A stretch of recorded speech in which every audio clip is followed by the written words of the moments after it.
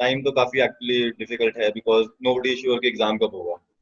सबसे one of the most important things, even आपने पूरे 2 साल मेहनत पूरी करी है, but end of the line आपको एक जो 100 मीटर रेस की एंड में जो आखिरी 10-20 मीटर होते हैं उसमें एक फाइनल थ्रस्ट देना होता है। अब प्रॉब्लम ये है कि नोबडी नोज की एग्जाम कब है, and some one of the biggest frustration for students would be कि some have already given their thrust कि मई या जून में एग्जाम होना था, they have given their thrust and giving that same amount of energy is again and again is very difficult.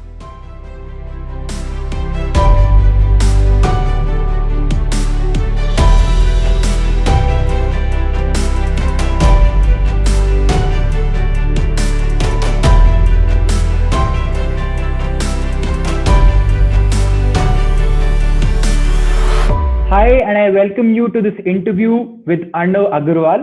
तो अर्नव के बारे में कुछ अगर मैं इंट्रोडक्शन देना चाहूँ तो Arnav was AIR rank 1 in AIMS 2013. He was AIR rank 2 in AIPMP 2013. And then after completing his graduation from AIMS in 2018, now he is doing his MD from PGI Chandigarh. बहुत सारी चीजें आपने इतने छोटे से समय में अचीव कर ली है। फर्स्ट ऑफ ऑल आपको कॉन्ग्रेचुलेट करना चाहूंगा उस चीज के लिए, and I'd like to welcome you to this discussion with me today. Thank you very much. All right, so as I said, this is Arnav, this is me, Samanvay. We are welcoming you to Unacademy Sapiens and to this video in which we'll be helping you understand, right? यहाँ मेरे साथ अर्नव है, मेरा नाम है समन्वय, और आज हम बात करने वाले हैं एक टॉपर से, उनके एक्सपीरियंसेस के बारे में, उनके अच्छे बुरे और मोटिवेशनल नॉन मोटिवेशनल हर तरीके के एक्सपीरियंस के बारे में आज हम बात करेंगे एंड सीखेंगे कि क्या हम उनकी बुक से कुछ लीव निकाल सकते हैं, उनकी जो जर्नी रही है उसमें से कुछ हम इंपॉर्टेंट चीजें ले सकते हैं। तो सबसे पहले लेट्स टॉक अबाउट अर्नव एक अर्ली लाइफ के बारे में। देखिए, as general rule all the children like 4th 5th class, in the 4th 5th class everyone aspires of one of the times everyone has said I want to become a doctor. But for me that got amplified because I have seen that my Tauji was a dentist. Okay. Currently practicing in Chandigarh only. The renowned dentist in Chandigarh, and gradually has expanded his practice and to be become renowned all over the world. And I have seen him from my childhood. Okay. And more upon that, his son, that is my cousin, he was also pursuing MBBS when I was in 10th. So seeing both of them along with the unanimous. तो आपके cousin और आपके ताऊजी indirectly were the ones who, मतलब कहीं ना कहीं उन्होंने आपको इंस्पायर किया कि हाँ ये भी एक प्रोफेशन है, ये भी एक नोबल प्रोफेशन है जहाँ पे जाया जा सकता है। Plus every child has one of the other, कभी ना कभी तो सबने सोचा ही है कि हम डॉक्टर बनेंगे। बिल्कुल। मेरे लिए जस्ट वो उससे कभी I have never backtracked from that. हाँ। Great. So chasing your dreams is what we've learned in the very first minute of this interview from Arnav, that chasing your dreams is something that you should never stop. अब मैं ये पूछना चाह रहा था कि चलिए आपने ये मोटिवेशन यहाँ से आया, बट स्टिल पेरेंट्स ने मे बी कुछ और कहा हो कि आप डॉक्टर ना बने, या कुछ और उन्होंने सजेशंस दिए हो, या फिर वो बहुत ही कोऑपरेटिव थे, नहीं आप कर लीजिए आप जो करना चाहते हैं। In fact, they were supportive and pushing me towards the medical profession only. And I have at the middle or end of 10th, I have selected 2 professions, either medical or non-medical, that is engineering. One of these 2, and I was a bit confused ki what should I choose. So even my father, he's a CA, he doesn't know the exact intricacies of both the professions. So he was also confused, I was also confused. We went to my Tauji only one day, and just over a period of one night, I gradually decided, like, let's choose medical only. Great. So it is not like you have to do this or that only. It is not a like black and white division. You just have to choose what you feel at that moment. Understood. Great. So following your feelings, following what you feel, following your dreams, जो आप करना चाहते हैं, जो आप सोच रहे हैं, जो आपके मन में चल रहा है, आप उसे ऐसे नहीं छोड़ सकते। आपको उसको फॉलो करना है, आपको उसको एक अंजाम देना है, so that आप कुछ लॉन्ग टर्म में उसको हासिल कर पाए। ग्रेट। तो आपने कहाँ से तैयारी करी, मतलब where all did you study, कहाँ कहाँ से आपने पढ़ाई करी अपने एम्स एग्जाम के लिए 2013 में अगर मैं बात करूँ तो? Yeah, after completing my 10th in 2011, yeah, I joined coaching institutes in 11th and 12th. I joined the coaching institute in early first quarter of 11th only, and so my study period spanned for approximately around 2 years. And during that time, I continued on those coaching institutes only for the next 2 years. Hmm. At that तो time, there was no online coaching. In 2011 to 13, there was no online coaching and all online video platforms as such. So at that time, there was offline coaching only, classrooms, teachers. So I did that. great, great. So did you ever rely on self study? Maybe because I am very sure many toppers rely on self studies. So what are your thoughts about self studies, Arnav? Even anyone who says that they went to coaching institutes, self-study is an integral part of that. No coaching True. institute can make anyone a topper or even make him get selected into a good medical institute or engineering institute if by virtue of their teaching only. The child has to do self-study. There is no alternative to that. So it goes without saying only self-study is the most important thing. I have known many people, even my batchmates in AIMS, they have said कि we never did any joined any coaching in 11th or 12th. We just did self-study, went to school, and just whenever we had issue, we asked someone and cracked the AIMS exam. So self-study is the most important thing. Coachings can help you guide the way and make your way easier. Self-study is the most important thing. तो जब अर्णव आप तैयारी कर रहे थे, अब तैयारी जब हम लोग करते हैं, काफी नॉलेज तो होती नहीं है, पहली बार ऐसा कुछ करने की कोशिश कर रहे हैं, चैलेंजेस बहुत सारे आते हैं, तो आपके लिए कुछ अगर आप चैलेंजेस लिस्ट कर पाए, मैं आपसे चैलेंजेस इसलिए पूछ रहा हूँ क्योंकि काफी लोग अपने चैलेंजेस बताने में डरते हैं, तो आज इस वीडियो के थ्रू मे बी जब आप चैलेंजेस बताएं तो काफी लोग रिलेट करें एंड दे अंडरस्टैंड, वो समझें कि ये this is a part of the game, यही एक दिस इज व्हाट हैपेंस, यही होता है, एंड चैलेंजेस को फेस करके उनको पार करना is what we are here for, वही तो हम करने आए हैं। तो आपके क्या चैलेंजेस रहे थे? Yeah, like when I joined in 11th, the most difficult subject I saw was physics. Physics was the most difficult because, anyways, grasping the concepts is a bit difficult. Plus, it also had a lot of component of maths, the differential equations, logarithmics, trigonometry, which we have just touched on till 10th class. And as a medical student, I have not taken maths. I had only PE, physics, chemistry, and bio. That was a pretty big challenge in the initial periods of maybe even the whole of first year of physics or whole of 11th of physics. Doing those calculations, and sometimes even if you were able to do calculations, your speed is not good. I have gradually overcame that challenge of those difficult physics questions and that difficult maths part by practice only. Like start easy questions से start करो, easy question start करो, you will get speed, उससे speed बढ़ेगी आपकी, धीरे धीरे आप मुश्किल क्वेश्चन पे जाओ, आपके थोड़े कंसेप्ट रिवाइज होंगे, एंड इवन मुश्किल क्वेश्चन में थोड़ा मैथ्स के भी थोड़े मुश्किल कंसेप्ट इन्वॉल्व होते हैं, जो डिफरेंशियल एंड लॉगरिथमिक्स वाले, धीरे धीरे वो भी रिवाइज होने शुरू होते रहते हैं आपको, because the same concept gets repeated in first chapter to last chapter from 11th to 12th. So by the end of the time, physics was like I did not need to study those mathematical tools. They were on my tips. You conquered this, you could say, आप the disadvantage that you, आप जो अपने आप के बारे में सोचते थे कि ये disadvantage है कि आप फिजिक्स उतने अच्छे से नहीं समझते थे, कैलकुलेशन स्लो होती थी, तो उसको आपने एफर्ट और हार्ड वर्क से आपने ओवरकम किया with time, in due course आपने तैयारी करी, आपने इतना बढ़िया तैयार कर लिया कि फिजिक्स आपकी टिप्स पे आ गई। तो अब इसमें अर्णव पेरेंट्स का क्या रोल रहा था ऑल टुगेदर? मान लीजिए अब आप ये कुछ एक्सपेक्टेशन जरूर रखी होंगी जब आपने इतना बड़ा एग्जाम आंसर करने की ठानी, तो उन्होंने भी सोचा होगा कि चलिए कुछ रैंक तो लाएगा, ऐसी कुछ एक्सपेक्टेशन उनकी थी या आपने जब रैंक लाई तो सरप्राइज थे? मोस्टली एक्चुअली सरप्राइज ही था। अच्छा। बिकॉज हमारी एक्सपेक्टेशन सी, बिकॉज जैसे मैंने बताया कि मेरा cousin brother, he was already pursuing MBBS during my 11th and 12th, and he was pursuing MBBS from the sector 32 in college in Chandigarh only. So my aspiration was like even getting into a good, it is a good medical institute in overall in India. So even getting into that institute, would have been pretty happy.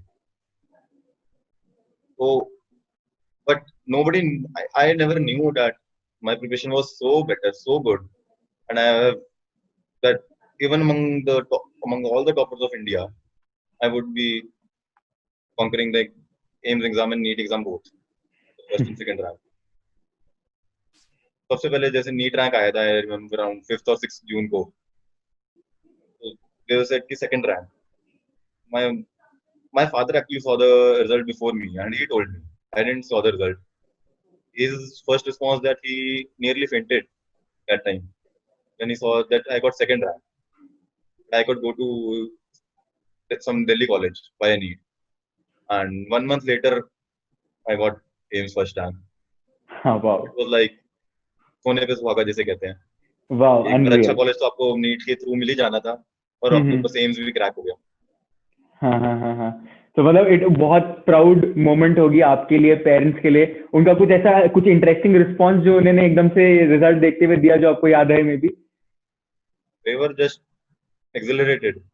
कि they were like they were not able to believe only कि second आया. मतलब actually आया.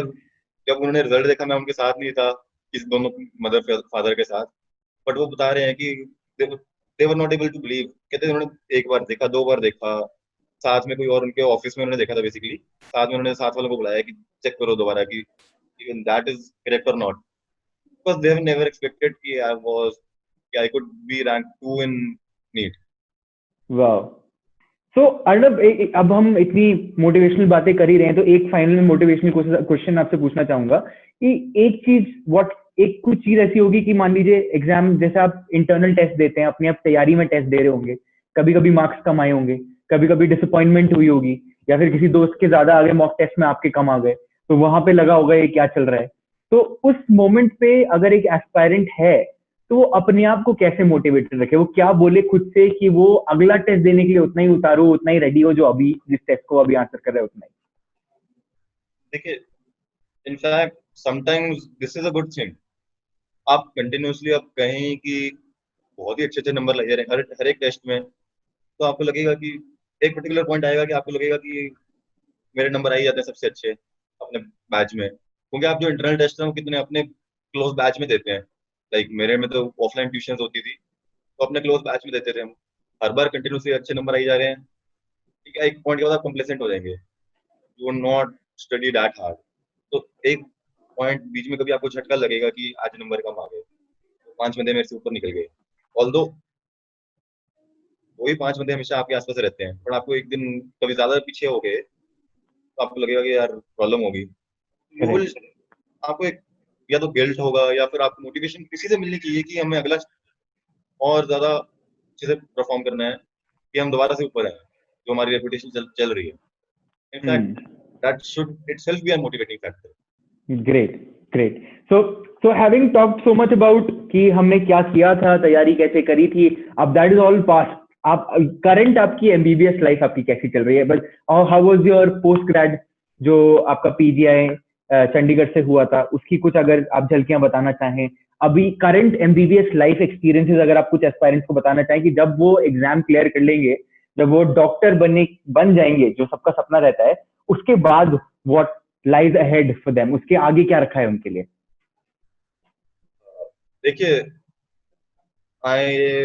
सबसे बड़ा एक जो deterrent factor है सभी लोगों में कि हमने मेडिकल नहीं लेना, जैसे कि long time to study, 5.5 years की MBBS, then post graduation, then some or the other thing. But in fact मेरे को लगता है कि I like that. मैं हॉस्टल में रहता था, साथ में फ्रेंड्स के साथ ही रहते थे. Most of many of the students in MBBS colleges reside in hostels only. एक अच्छा सा ग्रुप बनता है, पहली बार घर से बाहर जाते हैं, एक इंटरेक्शन होती है, तो मजा आता है. तो इवन जब मेरा 3rd year चल रहा था, I was overjoyed only at that time.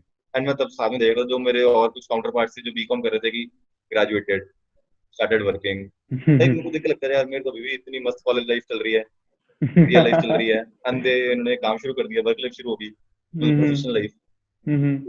कहीं ना कहीं इसमें एक अच्छी चीज है कि आपका थोड़ा लंबा कॉलेज लाइफ लंबी चल रही है, किसी के भी मतलब आप उसको दूसरे एस्पेक्ट से देखिए, आप उसको दूसरे एस्पेक्ट से देखने बता रहे हैं कि आपको ज्यादा टाइम मिलेगा कॉलेज लाइफ में एंजॉय करने के लिए, क्योंकि अल्टीमेटली जॉब में तो सबको जाना ही है। आप अपने कोई भी बंदा कहे, मान लो 60-70 इयर्स की लाइफ में देखिए, कोई बंदा कहे मेरे सबसे मजेदार पीरियड कौन सा था, हर बंदा कहता है मेरा कॉलेज का टाइम सबसे अच्छा था, फ्रेंड्स के साथ घूमते थे, फ्रीडम थी हमारे पास। इस एस्पेक्ट से देखेंगे तो एक अलग से मोटिवेशन मिलेगी। प्लस आप कहते हैं कि उसके बाद अगर आप उसके बाद भी अगर लंबी लाइन है तो पोस्ट ग्रेजुएशन में काम बहुत ज्यादा होता है, मैं मानता हूँ। इवन 8 बजे आओ, रात को आपको 9-10 बज जाते हैं, बड़ी बात, कभी कभी नाइट्स भी करनी पड़ती है साथ में, ठीक है, पार्ट एंड पार्सल है, अगर आपको मजा आता है उसमें भी मजा आता है, अगर आपको अच्छा लगता है उसमें मजा आएगा, and plus you get paid also. ऐसा भी नहीं कि आपको वर्क प्रोफेशनल लाइफ बहुत लेट हो रही है, you are getting paid after 5.5 to 6 years, ऐसा भी नहीं कि बहुत ज्यादा लेट हो जाते हैं। नहीं, कम्प्लीटली ट्रू। मतलब this is the first time, पहली बार मुझे ऐसा कोई पर्सपेक्टिव दिखाया है। मेरे खुद के बहुत सारे फ्रेंड्स मेडिकल कॉलेजेस में है and I am very jealous. अब उनसे काफी मैं जेलस हो गया हूँ कि उनकी कॉलेज लाइफ अभी भी चल रही है, but I would have gotten this opportunity अगर मैं मेडिकल लेता कि मैं ज्यादा टाइम तक पढ़ पाता कॉलेज। ऑलराइट, तो अभी आप सोचे बट डिफरेंट सा टाइम चल रहा है अभी, तो ये कोविड-19 सिचुएशन के चलते आप सुन रहे होंगे एग्जाम पोस्टपोन होते जा रहे हैं। अभी लेटेस्ट डेट जो आई है वो 26 जुलाई आई है, तो अभी भी थोड़ा सा मतलब बच्चों के बीच मन में डाउट ही है। काफी मैं देख रहा हूँ हर जगह वीडियोज ही चलती हैं कि नीट पोस्टपोन हो रहा है या नहीं हो रहा है। तो इररिस्पेक्टिव ऑफ एनीथिंग, इन सबको अगर हम छोड़ दें, साइड असाइड कर दें, तो आपकी 2020 जो एस्पायरेंट्स है, जो सीरियसली तैयारी कर रहे हैं अभी भी, keeping aside all this news, उनके लिए क्या मैसेज है? एक कोई आप उनके लिए अगर मे बी एक टिप और या ट्रिक, या आपने कुछ स्पेशल अपनी तैयारी में ऐसा किया हो जो वो रिलेट कर पाए, या ऐसी चीज जो आपने बाद में जाके रियलाइज की कि आपने अलग करी थी बट बाकी बच्चे अलग तरीके से कर रहे थे, जो फर्क पड़ा इंटायरली, जिससे आपकी रैंक बेटर हुई, जिससे आपकी तैयारी बेटर हुई, ऐसी अगर कोई आप टिप्स और ट्रिक्स शेयर करना चाहें? देखिए, टाइम तो काफी एक्चुअली डिफिकल्ट है बिकॉज नोबडी श्योर कि एग्जाम कब होगा, and to get a good rank in such a competitive exam, सबसे one of the most important things, even आपने पूरे 2 साल मेहनत पूरी करी है, but end of the time, end of the line, आपको एक जो 100 मीटर रेस की एंड में जो आखिरी 10-20 मीटर होते हैं उसमें एक फाइनल थ्रश देना होता है। तो हम अपने टाइम पे जैसे मई में एग्जाम होता था, मई जून में उस बोर्ड्स देते थे, एग्जाम खत्म हुआ मार्च में, तो अप्रैल में एक थ्रश दे दिया फॉर अराउंड 40 डेज। तो उससे हमारी मतलब मेरी प्रिपरेशन पूरी ऑलमोस्ट कंप्लीट हो गई थी। अब प्रॉब्लम ये है कि नोबडी नोज की एग्जाम कब है, and one of the biggest frustration for students would be कि some have already given their thrust, कि मई या जून में एग्जाम होना था, they have given their thrust, and giving that same amount of energy is again and again is very difficult. So I would suggest कि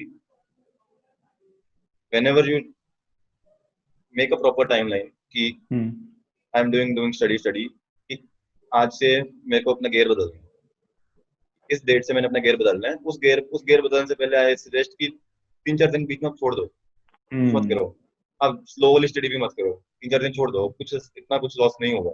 आपने 2 साल में अगर पढ़ा है तो आपको मैक्सिमम चीजें याद रहेंगी, अगर आप बाद में वो रश दे पाए तो वो ओवरकम हो जाएगा, बट वो 3-4 दिन के गैप से मेरे को लगता है कि मेरा माइंड रिफ्रेश होगा। जैसे क्योंकि मेरे को याद है कि बोर्ड एग्जाम खत्म हुए थे हमारे, बोर्ड एग्जाम्स के बाद मैंने कुछ दिन कुछ नहीं करा था, फिर देन शुरू कर दे पढ़ाई। तो आई गेस एट प्रेजेंट हमारे पास कोई ऐसा लैंडमार्क तो नहीं है, तो एक आर्टिफिशियल लैंडमार्क मन में बनाना पड़ेगा हर एक को, डिपेंडिंग ऑन कि कितने दिन एंड का थ्रस्ट देना चाहते हैं। इनमें वो थ्रस्ट देना तो ऑलमोस्ट मैंडेटरी ही हो रहा था। तो काफी प्लान्ड अप्रोच अर्नव की यहाँ पे थी एग्जाम के लिए, एंड अगेन आप सब भी अपनी जो प्रेपरेशन है उसको प्लान करें, राइट, उसको ढंग से मापें कि आपको अभी क्या करने की जरूरत है, लास्ट समय में करने की क्या जरूरत है। अगर आपके पास समय है तो टफ टॉपिक्स पे, टफ आपकी जो वीकनेसेस हैं उन पे ध्यान दीजिए, अपने आप को मोटिवेटेड रखने की ट्रिक बनाएं या कुछ भी ऐसा, आपको खुद के लिए आइडेंटिफाई करना पड़ेगा। एक बार आपने वो कर लिया, उसके बाद फिर नथिंग इज टू लेस, आप कुछ भी अचीव कर सकते हैं, उसके बाद आपको कोई किसी चीज में परेशानी नहीं होने वाली।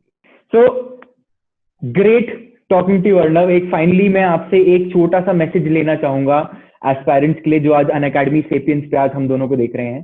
तो कुछ एक छोटा सा मैसेज अगर उनके लिए आप बोल सके कि 2020, 2021, 22 एनीवेज फ्यूचर एस्पायरिंग डॉक्टर्स जो मेडिकल प्रोफेशन एस्पायर करते हैं, जो आने वाले समय में डॉक्टर्स बनना चाहते हैं, people who are ready to devote 5 to 7 years of their lives studying and preparing for such a noble profession such as medicine, उनके लिए आप एक कोई मैसेज अगर देना चाहें।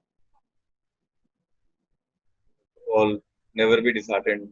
Many people will say कि आपको ये लाइन नहीं चूज करनी चाहिए थी, और चूज कर लेते। Keep following your path, ignore them, and continuous, and regarding the study part, आपको continuous hard work करना पड़ेगा over the course of 2 years. उसका कोई alternative नहीं है। That is the most important thing. Continuous hard work, and in between आपको time आएगा जब आप थक जाओगे, डिप्रेस हो जाओगे, या बर्न आउट हो गया। बर्न आउट उस पीरियड में मेरे को लगता है कि आपको डोंट पुश योरसेल्फ, थोड़ी देर का ब्रेक ले लो, एक दो दिन दो दिन का ब्रेक ले लो, पेरेंट्स से बात करो, ऐसी normal. I hope I advice them कि प्रेशराइज ना करें, फायदा नहीं होता। बच्चे को अपना पता है कि वो अपना उसका अच्छा क्या है।